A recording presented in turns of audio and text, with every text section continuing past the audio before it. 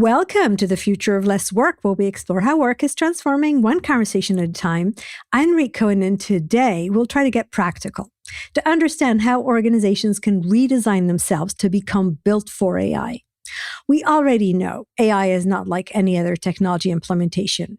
You can't layer it on top regular processes. We already understand that much of the transformation is human-centered. And yet we seem to be struggling as AI introduces new ways of working, but organizations are still designed for the old ones. That gap shows up in resistance, slow adoption, shadow usage, and fragmented workflows. My guest today believes that in order to fix those, leaders should be focusing on their organization's readiness for change. Alex Bombeck is the CEO of change and transformation consultancy North Highland. While change management has always been important, the speed and scale of AI adoption is now exposing the weaknesses that we already had in the organizations already, right? Decision-making processes, misaligned incentives, management behaviors that reward stability over experimentation. And so today's episode will ask, how do we design an organization that can actually change? Alex, welcome to the Future of Less Work. It's a pleasure to be here, Nirit. Thank you very much. I've been really looking forward to this because you're an expert on change and transformation. The world's been speeding up for quite some time. Uncertainty has been around for quite some time. Why are we still struggling? Well, I think businesses for a long time, Nirit, have based their success often on the stability of the business, as an example, and how they can become better at doing the same things and squeezing, in task-based analysis. How can we take seconds out of the workflow? How can we narrow people's focus and scope? It's really been about that sort of predictability, which then results in stability. And we've embraced that for decades. And we're now facing a scenario where predictability is actually probably the enemy of what we could be getting from AI. We need to be pursuing curiosity, not, ultimate predictability and stability in those cases. It's actually a really good point. I remember change management models used to be we're in format A, we need to get format B, and there was a valley of death, right? The chaos was a temporary thing you needed to get through. And it feels like there is no point B anymore. Yeah. Well, and in those change management models, we also talk, I'm an old media planning person, reach and frequency. We want to instill the same message on you over and over so we can make it abundantly clear what you are about to experience, what you should expect from that, and even how we want you to go about doing that. And with AI, it's flipping that on its head. We're actually telling people we don't know what we want you to do. We can't tell you what to expect. We're actually asking you to come back to us as leaders and present us with new ideas, present us with new ways to approach things versus us telling you we've figured it all out and now we just need to walk you through this change curve. Okay, so you just described something that doesn't work with hierarchical structure. But the whole way we structured organizations, right, is I'm your boss. I'm going to tell you how to do this because I know better, because I've been there and I worked my way up to be your boss. And we are not built for tell me how you think this should be done. Let's disrupt the process and rebuild it in a different way. How are we going to get through this phase? Yeah.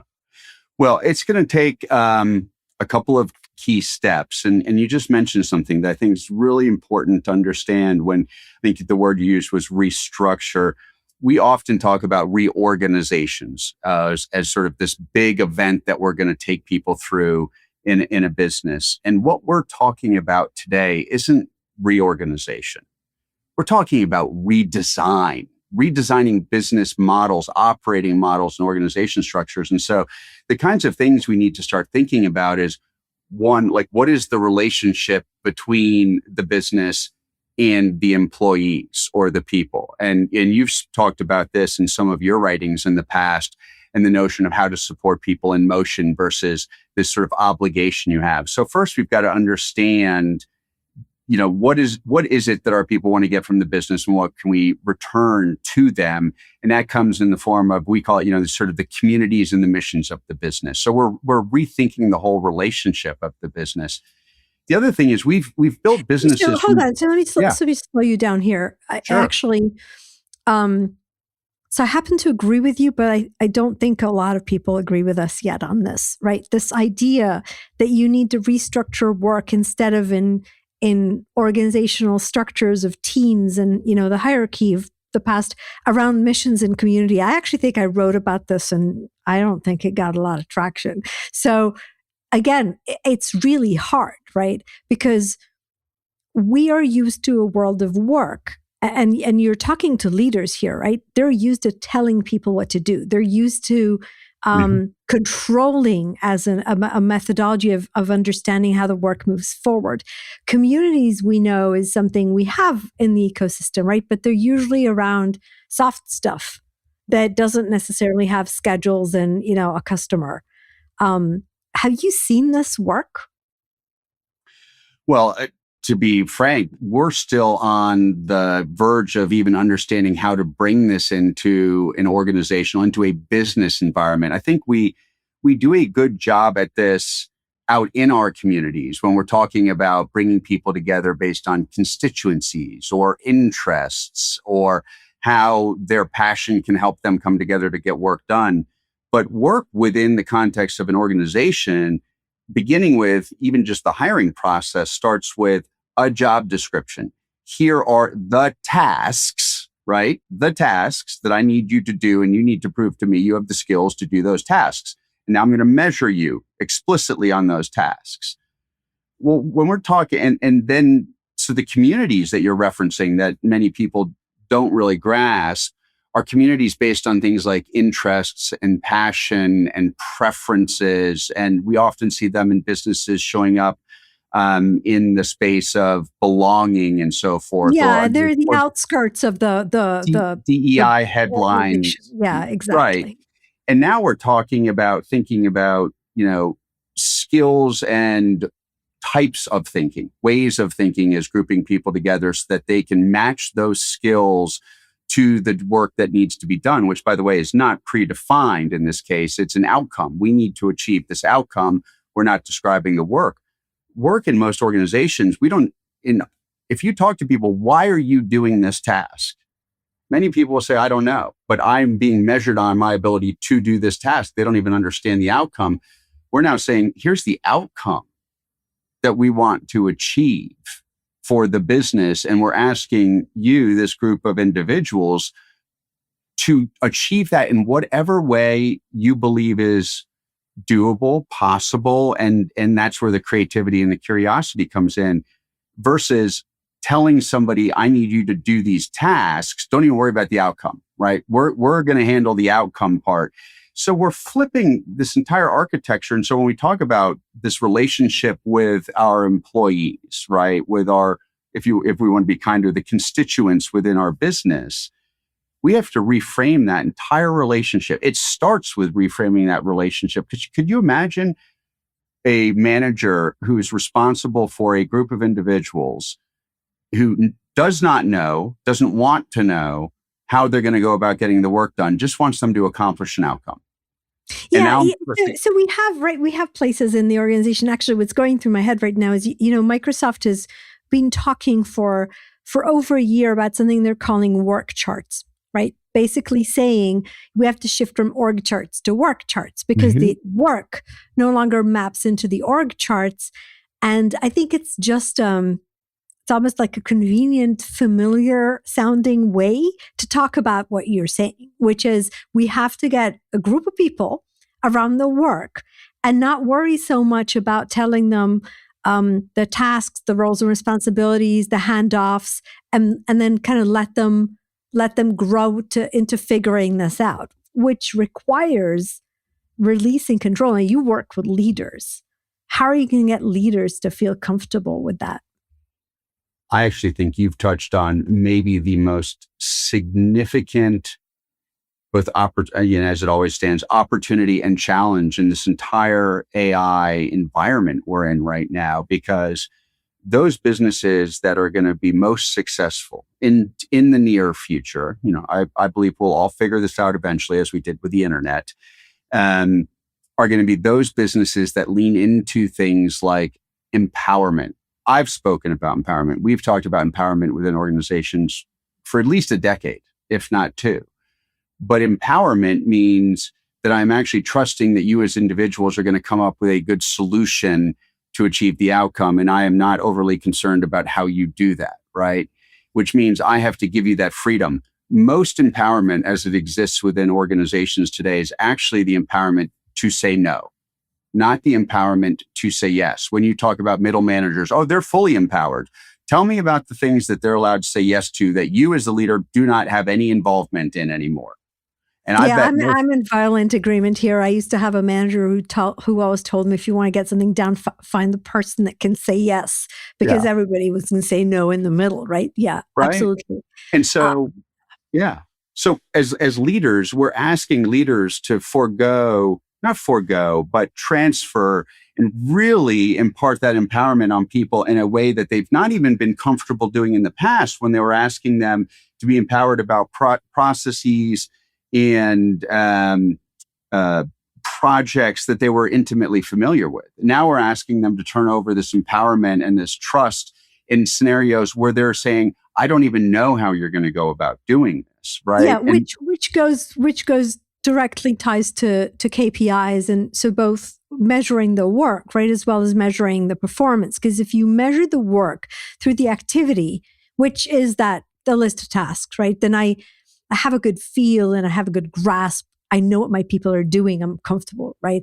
Once you start measuring work in terms of the outcome, I don't know that we've done this properly before. It's really hard, and so we've never dealt with it.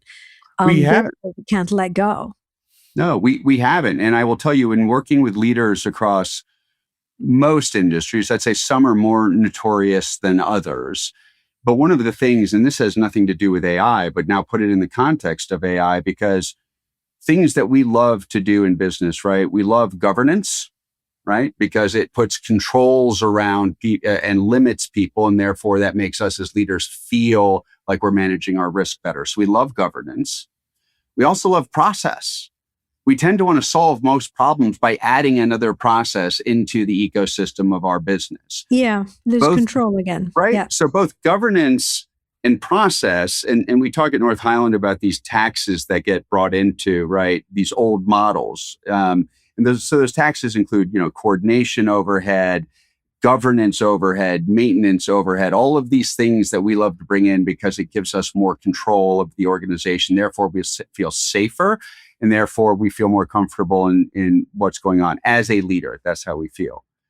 If we think about the world of AI, and we start with one, recognizing that the relationship with our employees is no longer the same, right? It is no longer a beholden to us.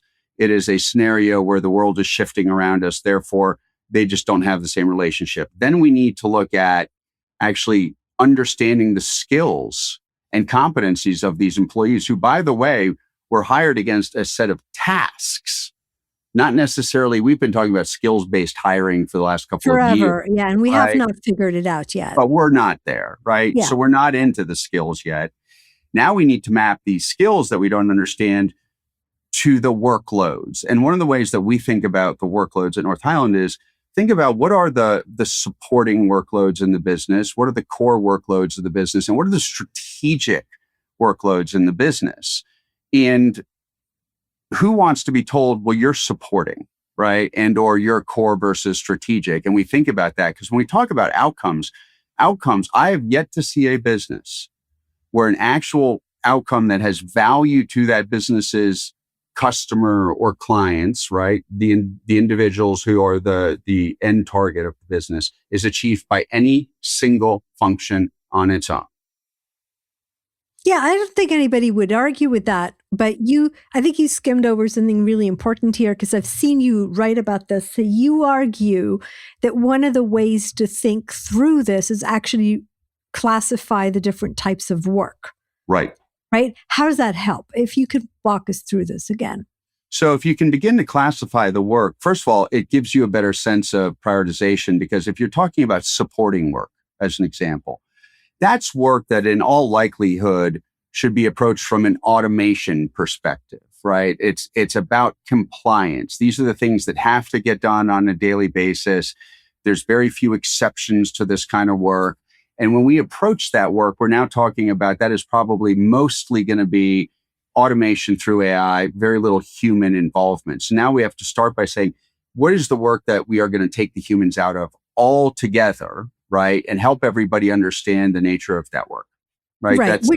Which could technically be pieces of jobs, right? Because it could be 10 tasks out of the 20 I have. Yes. It could be pieces of jobs, but now we've understood in order to achieve the outcome, this is the stuff we can automate, right? Right. Then the next step is looking at what is the core work around this outcome that has to be done. And this is often going to become the blend of where we start to see agentic AI show up in combination with human beings that are doing some of this work. And it's going to mean that there's some decision making required in this, but we're still looking for speed in this kind of work. And so who are the folks that we can apply to this kind of work? So we're realigning the people to the workloads. The first, of course, supporting would not have any. And then we get into the strategic work itself. And this is really where the creativity can come forth, where we're thinking about new things that we can do that we haven't done yesterday, right? And how can we create different speed to the impact in the business? How are we actually thinking about things that we can now influence that we haven't been able to do before? And so when you think about this, and we were talking about outcomes, right? Any outcome is going to probably be a combination of these three different types of work. What is the one thing I've not mentioned, though? Functions. There's no functions in this. We're no longer thinking about the functions of the business as a way of getting work done. What does HR have to do? What is marketing going to do? What is this? We're thinking about But isn't workload. that how you, okay, so hold on. So, because I'm trying to get practical here, right? I mean, when you do this, right, when you classify the work, you classify it, but don't you classify it by function? I mean, don't you come to me and say, okay, here's your job. Let's classify the portions that go into this category, support, the portions that can be agentic now. And let's talk about strategy. Sure. Let's take a simple example then. Yes. Please. If I am sitting in, the outcome is I need to create a new brand experience for my business, whatever that may be out in the field. Yeah. And so I'm now going to need to be hiring some individuals that have these skills that are going to need to do that. I'm going to need to be able to produce some materials through my marketing organization. I'm going to need to bring that together in an event that's going to be hosted at a facility somewhere, right? So I've got all of these things that need to happen.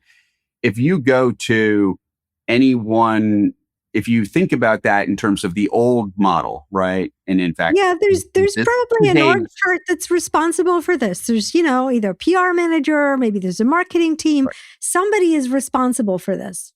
And their responsibility is in their domain, and which is their function. So they will limit their thinking of that entire objective to only the things that sit within their function. And so when they think about the workloads we were just talking about, they're thinking about that in the context of their function. They're not even thinking about it in the context of how does this connect to the outcome. And so when we talk about like remapping, and I think you mentioned value streams before, right? As a way of thinking about this, look at the outcome we want to achieve and put the functions aside for a second and think about how do we, from the hiring of the people to executing the program to delivering this experience, need to put that all together. That's the project now. Yeah. So you're basically saying in order to run the AI transformation that the organization really needs, we need to map work streams and like from start to end, that ignore the org chart, put in the right people, and then categorize the work and then say, okay, given this, what pieces are remaining as, I don't know if it's strategy entities or a higher level, agent collaboration entities. And then do you rebuild that back into jobs? Well, I think jobs in not in the old context, you don't bring it back to jobs, but you bring it back into those types of work. So if you talk about the strategic work, if we think about that process I was just describing, right? The strategic nature is going to be the new experience, right? How can we deliver a better experience? It's not about picking the location where we're going to do this necessarily. It's not going to be about how we're going to send out our invites. It's going to be about this experience that we're trying to deliver. And so in that case, is the job something that lives within that, or is the job to go and deliver the new experience? That's the thing we have to accomplish versus what's my job in it, what's your job in it, but rather how are we coming together and going to leverage our skills and our creativity to go do that? That's just not the way businesses are structured. And so I think when, there's so many layers that we're bringing into this, but we need to come back to sort of the simplicity of we're asking people to achieve an outcome and without even telling them what the ingredients need to be, right? We're saying we just need this outcome. Can you leverage these tools that you now have available to you to come up with that? So we're starting with the end in mind and then looking at the experience versus saying, here's your job, do your part of this job, and then hand it off to the next person. So we're reinventing the system. It really comes back to it's the operating model, right? We're asking people to re-envision the operating model of their business. And where we were talking about before, the leaders, that can't be just a top-down thing from the leaders because leadership has always prescribed that operating model. They've said, here's how I want you to go do things. And in a highly empowered organization, you might be able to sort of determine your own tasks, but they've already told you how they want you to do it.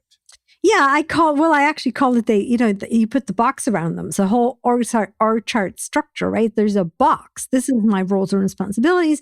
I might be really good at something else, but it's not mine. It's somebody else's, right? And so we get blocked, even if we have a bigger, amount of agency these days, we get blocked by the systems. And I'm wondering from your vast experience in change and transformation, if you had to tell somebody who recognizes, so a leader recognizes this, right?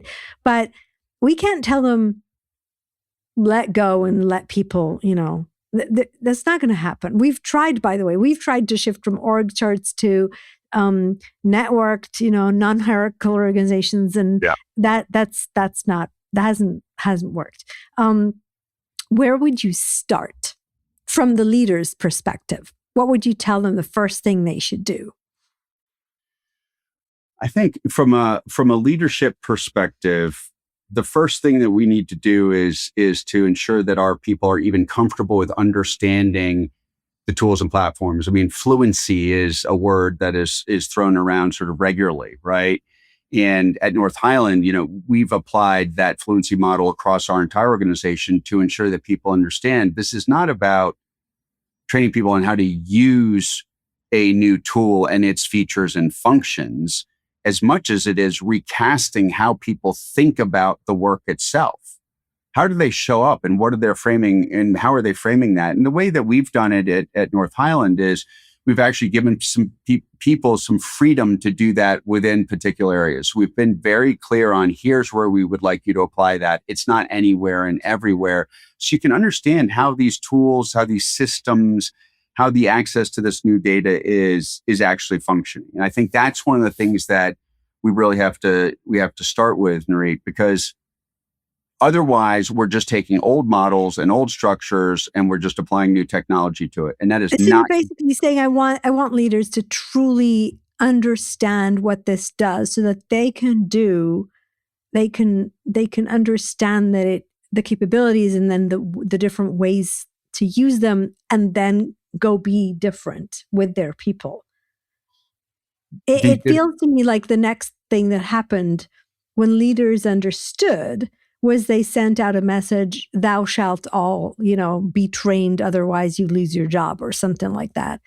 I'm not sure that they've released control. They have not released control because leaders don't like that uncertainty of what people are doing. Leaders are most comfortable when they have absolute knowledge of here's what people are doing. I can measure them on those specific things because if they do those things, I have a high degree of confidence that this outcome, which I would like, is going to occur. The challenge you have is you've now constrained that outcome. to the very limits of all of the tasks that you set before it. It's unlikely that you're going to get an outcome that's going to be better or different than that which you expected, because you've constrained everything that leads up to that outcome, right? So you're telling me the way to get leaders to understand how to do this differently is actually to force them to actually use it for their own work? I think if leaders are not embracing it and using it and demonstrating how that they've evolved their own work, it's going to be very difficult to get the workforce to line up behind them, because there's different folks. One of the things we're learning here, Nirit, is not everybody is as excited about the future that AI is bringing as one might expect. There are plenty of people in businesses today that are more than comfortable in the environment that we've created for them, because it's equally as safe for them as it is for leaders. Because if I know that I just do these things, and if I do these things, I'm going to get a good performance review, you've created certainty for me, right? And those people still exist within organizations. They like the certainty. They like to come in, and they're not looking for if you tell them be curious, they don't necessarily want to be curious. They just want to come in and do what they know they need to get done in order to achieve their goals. Right? Which is why we're seeing some leaders come out with these really big, broad statements saying, you either learn or you're out of here. And I understand, though I'm not sure fear is the right way to manage through this, but I understand why leaders are pushing, or for example, blocking hiring, blocking growth,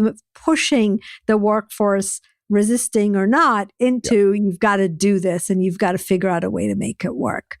And you'd ask, one of the things that we would say as a leadership team, start with your teams, right? Ask the team, start with this notion of classifying the work, right? Yeah. Not all work is created equal, but we've never talked about that before, because whatever my job is, right? If you've ever gone into an organization and tried to do what we would technically call a reduction in force, right? A RIF. You need to reduce your head count, and you go in, and what happens? You ask people, what do you do and how important is it? What is the answer you get? Everything. Of course. It's all important. Everything we do is important, right? Yeah. So start by pushing your team to actually inspect the work from a different perspective, right? So classify the work into those three categories: supporting, core, and strategic, right? Then once you understand the type of work, begin to look at the skills that are required to do this work, and what are the skills that the humans can bring versus what are the skills we can now augment through the use of AI. You've talked about in your writings this tension between, right, workforce readiness and the desire to use AI, right? So this step 2 starts to begin to look at that, between what are the things we need to be doing with AI, what are the skills that we're trying to implement, et cetera. And then that is going to allow us to begin to look at, where do we have this mismatch, from the people that where we started with classifying the work, the skills, and then our people, right? Now we can begin to create some proxies on, where would we want to start to use AI to supplement these skills or these knowledge against these workloads, right? So what we're doing is we're reframing everything from the work itself to the skills that are needed, hence where you can use and leverage AI, where people should be excited about it. Where are the gaps against those things, right? And now how can we approach it differently? And this is just within a microcosm, but it starts to and closing the loop to a conversation we started with, and then you say, okay, and once I figure it out, let's form a community or a group or a work group or a team or whatever word makes you comfortable around that area that we've decided we go tackle, versus restructure it into another org chart. Right.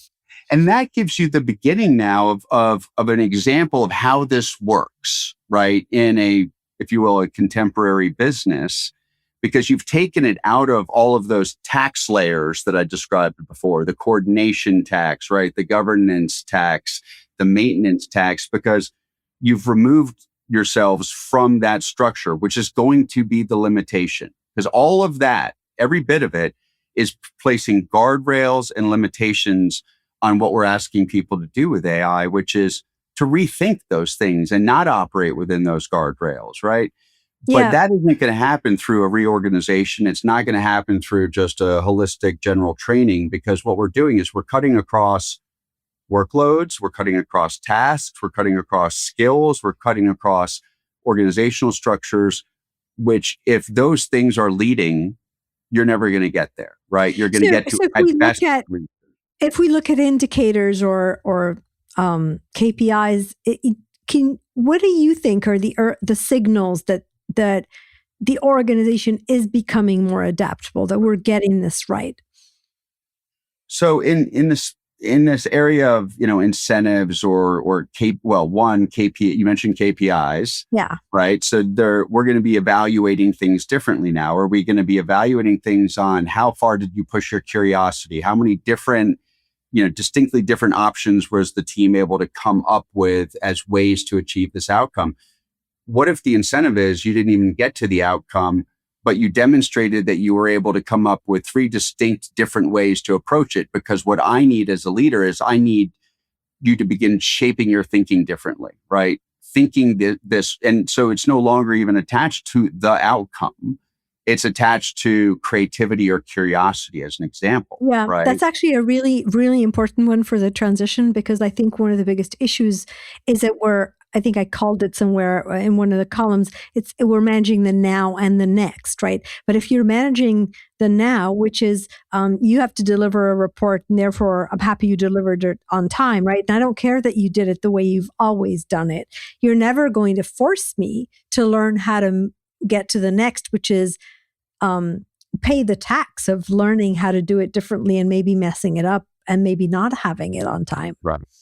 Take your example right there, and now think about that, amplify that at scale across all of these different teams, because now my ask is not do what you did last time a little bit better each time, but I need you to rethink what you did last time, and could you do it differently this time?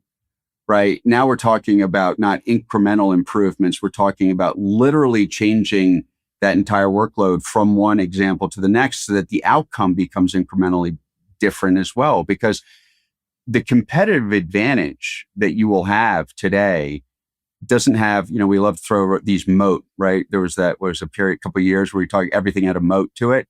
Moats have shrunk now to the point where I see you do something, I can replicate that very quickly. Yeah. And so doing something once and saying, oh, we got it great, now we just need to harden the code around that, is no longer a way of working. It's we did it once, we got a better outcome. Okay, now we got to rethink it again and again and again, right? And so that's sort of the speed that we're talking about moving at here. And so from an incentive model, we're not necessarily incentivizing this specific outcome. We're incentivizing the things that create the outcomes. That's not something leaders have ever become familiar with, because we love measuring the end. And I think I've got it on a board behind me here, but it says, as soon as a measure becomes a target, it no longer has value, right? But we love setting targets, and we don't measure the stuff preceding that, right? Or we do at a functional level. And now what we're saying is, no, the thing I want to measure is how you're applying your curiosity and creativity.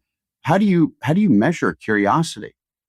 Yeah, I actually heard a really, really good one recently. We measure sales teams on the number of calls, right? Which is the activity.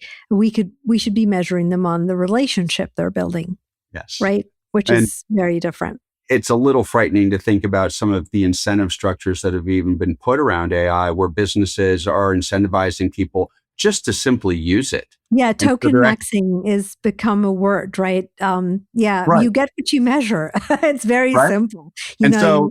People have actually created bots just to consume tokens, which is just costing businesses money. So we don't want to go off on a tangent there. Yeah, no, it's an example of, even in these cases where you think we're starting to break new ground and move businesses away from their old operating models and constructs and incentive structures, and we put something in, but humans are still humans, right? Yeah. And we still bring back the same sort of activity-based mindset to something.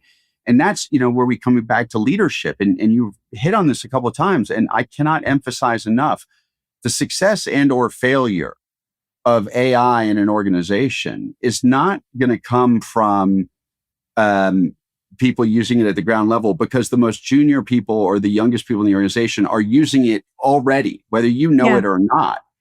It's the leader's willingness to give them the freedom to bring it into the organization in ways that they can't prescribe ahead of time, because that's not knowable. And if you're doing that, then that's probably just automation. So, coming back to the leaders have to do this, and the way that we would suggest leaders do this is by, one, encouraging people to rethink the work, just the type of work. Start simple, as we've said a couple of times, right? Then think about that work through the lens of, what are the kinds of skills and things that we need to be doing this work? And is this something a human should be doing, or is this something that we could actually allow an AI-enabled bot or agent to do, with no deference as to anybody losing a job or gaining a job, right? It's just, think about the work. And then think about the parts where we've not changed anything in a while because we haven't had the ability to be creative, right? Once you start doing that as a leader, now what are we doing at the same time? Not only getting our employees to learn how to frame the situation differently, to learn and think about themselves and their skills and the work differently, but you're also now giving leaders more confidence that in doing this, are they going to get to a better outcome? So we're starting with smaller things. We're looking at things that we can have more confidence in and have lower risk around, right? And so when I hear about, enterprise-wide rollouts of AI, we're all doing it. I can't but think that you've just taken our old reorg model and you've just swapped AI in there versus, right? And so now we've got a relationship between leaders and the team that I'm also learning as a leader how to engage with the teams differently. And I'm becoming more comfortable with that at the same time. Yeah. Yeah. And I think if I hear you, and this is really important message, right, to leaders listening to us right now, you're also saying, recognize that as a human transformation, right, for people, for leaders, we need to learn our way through this together. And so we will fumble, and therefore we should, start and walk through it, and maybe start in certain places and not all over the place at the same time, not in the highest risk areas. Yes. When you think about innovation, right? I worked with a client, it's a long time ago now, and I remember the client asking me or gave us a task. For the second half of the year, I'd like you, the team, to come up with 2 innovative solutions for X. And the thought through my head was, it was almost like they just come into, an ice cream shop and said, I'll take 2 scoops of innovation, or could you please serve me 2 scoops of innovation by the end of this half? And anybody that's ever done anything innovative knows that that is not how innovative things come to bear, right? Most often it's actually through accident and maybe intentional accident, but most innovative things are not. They occur and you go, look at that. That's super innovative, but it wasn't because you started to do that, right? Now take that and think about this opportunity we have where we can innovate beyond anything we've dreamt up before, because we have new capabilities we've never had access to before. And so if you think about that same scenario, right, innovation is not coming because I gave you AI, right? Innovation is coming through how you're thinking and engaging with the technology and doing things differently. And so now you have people-led innovation versus technology-led innovation, where we were asking, in the Moore's Law days, it was the engineers that made the chip go twice as fast every year. Right? Yeah. And I think that we're back to, and you need an organization that can say yes. Yes. Right? And so the technology led the innovation. This is true people-led innovation we're talking about now. It's about, I don't know if it's a saying yet, but it's like curiosity maxing, right? Yeah.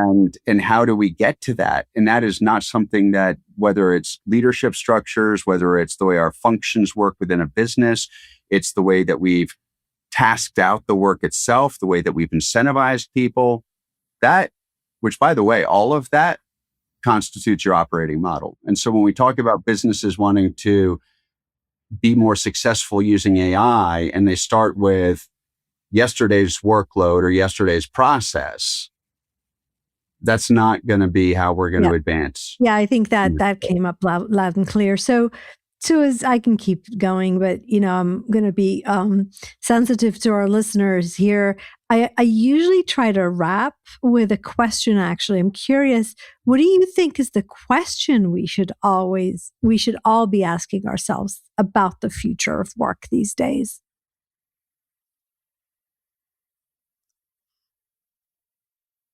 I think it's a really good question, and I feel like I should have like the answer, right on the tip of my tongue. But I think the most important thing that we need to be asking ourselves is, what constitutes work? What is it we're asking people to do in the future versus what they're doing today? I think, you talk about the future of working less or work less. But the question really is, what constitutes work? What are we asking? What are people going to come to work and do? And one can argue work may be more about human beings managing various levels of AI as this sort of virtualized workforce than it's going to be about us specifically doing tasks and things. I think that's probably the most important thing we need to ask ourselves. What is going to constitute work in the future? Yeah. And it's interesting because when I called this podcast The Future of Less Work, I've actually been talking about the future of less work for a long time. And it doesn't necessarily mean less as in technology would take your job, or maybe less as in we don't want to do anything. I actually think it's less of what doesn't matter and more of what does. And when you say, let's categorize work, whatever we can hand over to technology to do, right? It's like the printing press. Why not, right? Why spend time rewriting things that you can print? And then what are we going to do with that time? Yes.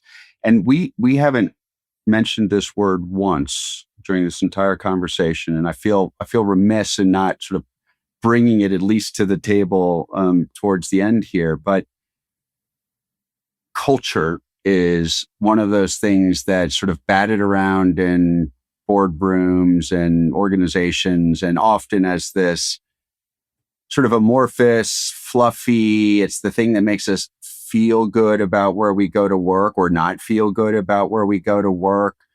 But if we think about work differently and what constitutes work, I would say a lot of that is going to need to start with the culture within a business, because I actually often simplify culture. People say, what is culture? I said, culture is how you do things. It's how you do things. In certain cultures in society, right? When you celebrate holidays, it's, that's all part of culture, right? It's those routines and rituals that we go about is dictated by culture.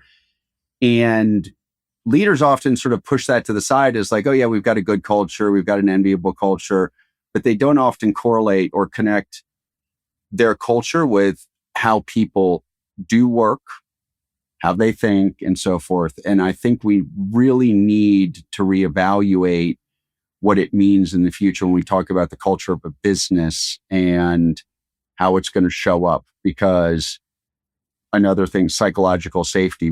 We've talked about psychological safety forever. Yeah.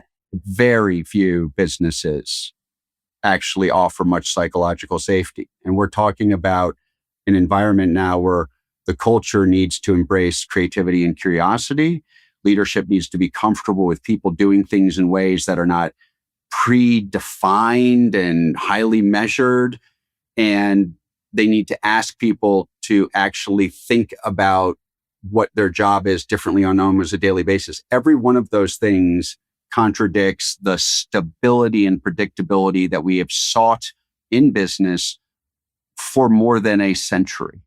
Yeah. And so, I think you just summarized this perfectly, because I was thinking we talked about culture all the time, because all those things you said, right, about how people are able to think about their work, and do they have space to be creative, and are their managers going to say yes? I usually define culture as everything we say and do and everything we don't say and don't do. So I actually think we talked about culture all the time. It's just big fluffy word that is better taken down to the components that create it, which you did so wonderfully today. So thank you, Alex, for joining me today. For more about Alex Bombeck and North Highland, check out the links in the episode description. Thank you again for a fascinating conversation. If you've enjoyed today's conversation, don't forget to follow the Future of Less Work wherever you take your podcasts. And remember, your best people do not work because you tell them to, or because they have to, or because you measure them on it. They work because they want to, because by working for you, they're doing what's important to them. Till next time.